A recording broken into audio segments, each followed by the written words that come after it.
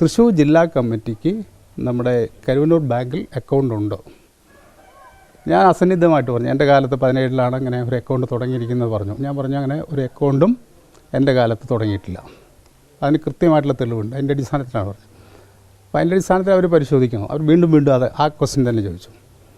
അപ്പോൾ അവസാനം ഞാൻ പറഞ്ഞു, നിങ്ങൾക്ക് ആ അക്കൗണ്ട് നമ്പർ വെച്ചിട്ട് പരിശോധിക്കാമല്ലോ, ആ അക്കൗണ്ട് ഈ DC-യുടെ കീഴിലാണോ അല്ലെങ്കിൽ മറ്റേതെങ്കിലും ഘടകത്തിൻ്റെ പേരിലാണോ എന്ന് പരിശോധിക്കണം. അത് പരിശോധിച്ച് ക്ലാരിറ്റി വരുത്തിയതിന് ശേഷമാണ് സ്റ്റേറ്റ്മെൻറ്റിൽ ഞാൻ ഒപ്പിടുള്ളൂ എന്ന് പറഞ്ഞ നിലപാട് സ്വീകരിച്ചു. അവസാനം അവർ അത് പരിശോധിച്ച് കഴിയുമ്പോൾ അത് DC-യുടെ പേരിൽ കരുവന്നൂർ ബാങ്കിൽ യാതൊരു അക്കൗണ്ടും ഇല്ല എന്ന് ED ഉദ്യോഗസ്ഥന്മാർക്ക് ബോധ്യം വരികയും.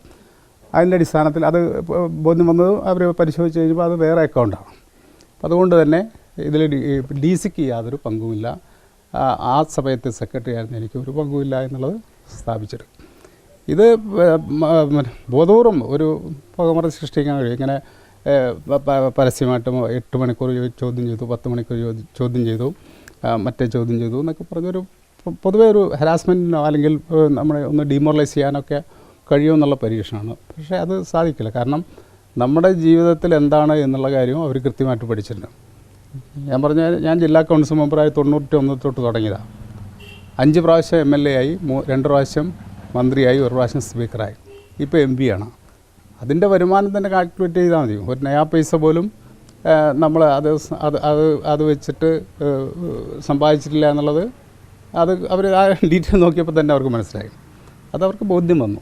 നമ്മളെന്തെങ്കിലും തരത്തിൽ പൊതുജനങ്ങളിൽ നിന്നോ അല്ലെങ്കിൽ മറ്റ് സ്ഥാപനങ്ങളിൽ നിന്നോ ഒരു അഴിമതി നടത്താനോ അതിനൊന്നും കൂട്ടുനിൽക്കില്ല എന്നുള്ള കാര്യവും അത് പല മൊഴികളിൽ നിന്ന് അവർക്ക് കൃത്യമായിട്ട് മനസ്സിലായിട്ടുണ്ട്. അതിൻ്റെ അടിസ്ഥാനത്തിൽ ഇനി ചോദ്യം ചെയ്യേണ്ട ആവശ്യമില്ല എന്നുള്ള രീതിയിലാണ് എന്നോട് പറഞ്ഞത്. ഞാൻ പറഞ്ഞു, ചോദ്യം ചെയ്യണമെങ്കിൽ ഇനി എന്തെങ്കിലും ക്ലാരിഫിക്കേഷൻ വേണമെന്നുണ്ടെങ്കിൽ തരുന്നതിന് യാതൊരു തടസ്സമില്ലാന്ന്.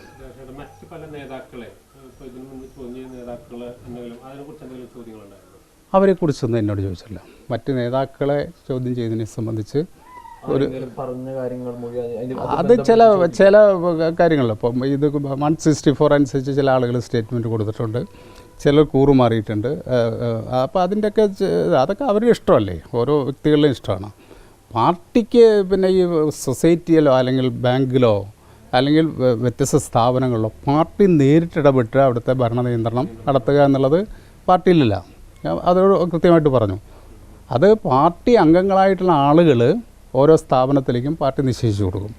അങ്ങനെ നിശ്ചയിച്ചു കൊടുക്കുന്ന ആളുകൾ ആ ഡ്യൂട്ടി കൃത്യമായിട്ട് നിർവഹിക്കുന്നില്ല എന്ന് ബോധ്യം വന്നു കഴിഞ്ഞാൽ അത് സംബന്ധിച്ച് അന്വേഷിക്കുകയും ആവശ്യമായിട്ടുള്ള നടപടി എടുക്കുകയും ചെയ്യും.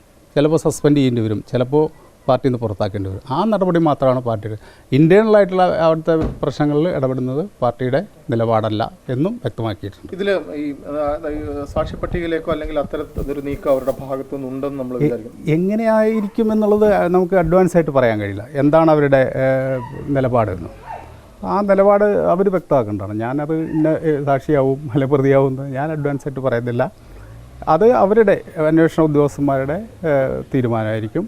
ഇപ്പോൾ നിഷ്പക്ഷമായിട്ട് തീരുമാനിക്കുകയാണെങ്കിൽ ഒരുപക്ഷെ അതിൻ്റെ ആവശ്യം ഉണ്ടാവില്ല.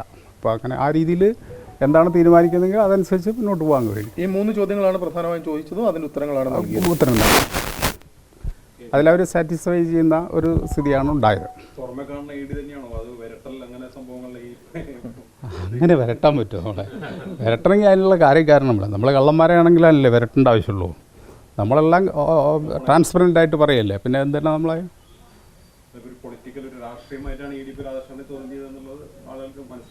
അത് സ്വാഭാവികമല്ലേ. അതിപ്പോൾ ഇവിടുത്തെ ഉദ്യോഗസ്ഥന്മാരുടെ തീരുമാനമല്ല. അതിവിടെ ഇരിക്കുന്ന നമ്മുടെ ഏതെങ്കിലും താഴേക്കടയിലുള്ള ഉദ്യോഗസ്ഥന്മാരുടെ തീരുമാനമല്ല. മിക്കവാറും ഹൈ ലെവൽ തീരുമാനത്തിൻ്റെ ഭാഗമായിട്ടാണ് അതിങ്ങനെ ചെയ്യുന്നത്. അതായത് 1 കൊല്ലം മുമ്പേ ഈ കേസ് അന്വേഷണം ഏകദേശം പൂർത്തീകരിച്ചതാണ്. അപ്പോൾ 1 കൊല്ലത്തിന് ശേഷമാണോ എനിക്ക് നോട്ടീസ് തരുന്നത്? നേരത്തെ അതിൻ്റെ കണ്ടിന്യൂഷൻ ആണെങ്കിൽ മറ്റുള്ളവരൊക്കെ പിന്നെ മറ്റുള്ളവരുടെ മൊഴിയെടുത്തതിൻ്റെ ഒപ്പം തന്നെ എൻ്റെയും മൊഴിയെടുക്കേണ്ടതായിരുന്നല്ലോ. അതാണത്. ശരിക്കും ഒരു മണിക്കൂർ നേരമാണ് എന്നോട്.